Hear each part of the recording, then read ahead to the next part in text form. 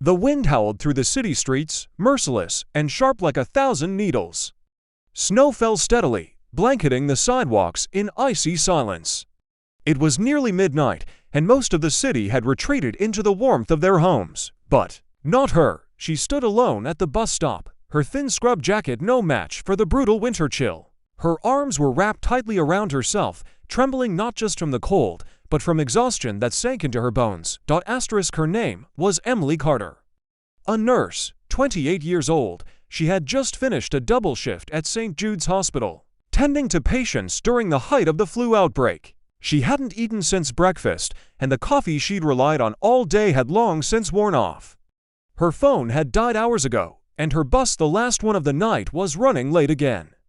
Or maybe it wasn't coming at all.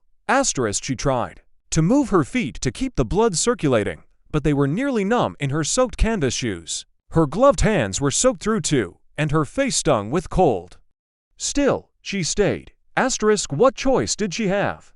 That's when the car pulled up, a sleek black Maybach, headlights cutting through the snow like fire through fog. The window rolled down slowly, and from inside, a man in a long dark coat leaned slightly toward her.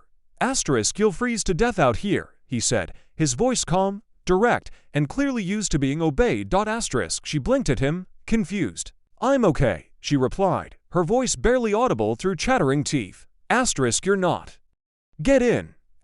No. Thank you, she said politely, taking a step back. I'm waiting for my bus. He didn't pull away.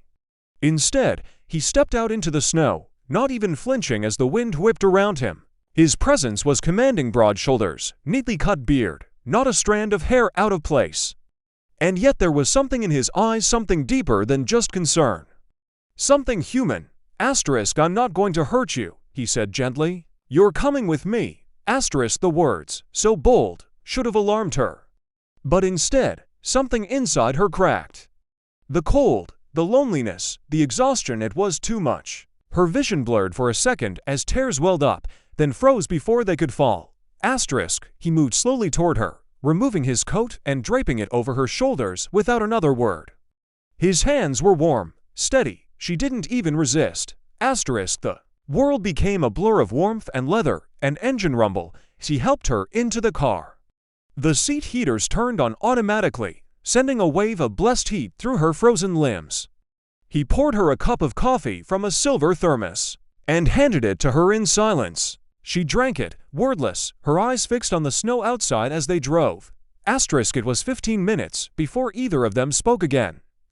My name's Damien Stone, he said, eyes on the road. CEO of Stone Tech. She turned slowly toward him. Stone Tech, the AI company. He nodded.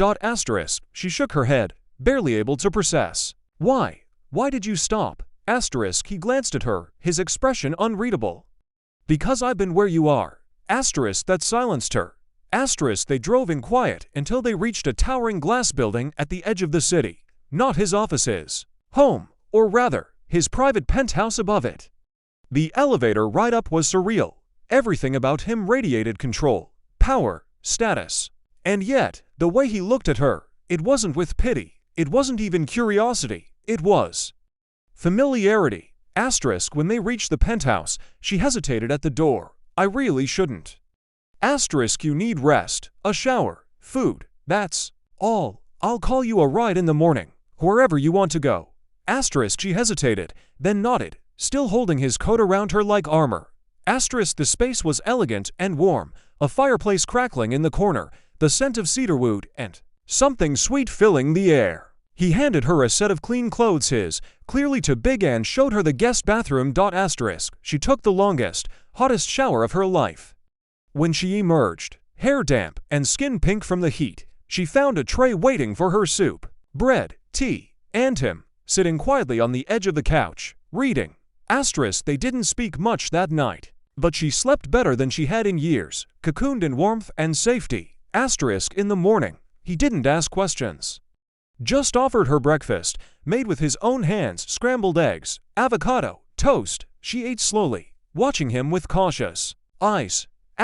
You said you've been where I am, she finally said. What did you mean? He set down his coffee.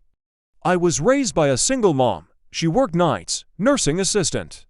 Like you, probably, one winter, we lost power. She got sick from the cold, and she didn't make it. Emily's eyes filled. She understood the kind of loss he described. Not just death, but the cruel randomness of it. I promised myself, he continued, voice steady, that I'd never let someone suffer like that on my watch again. She looked away, wiping a tear from her cheek. I've been following your hospital's updates, he added. Recognized your scrubs. I donate to St. Jude's. I know how bad it's been. I couldn't just walk away, she whispered. Even when I'm tired, they need us. So do you, he said quietly.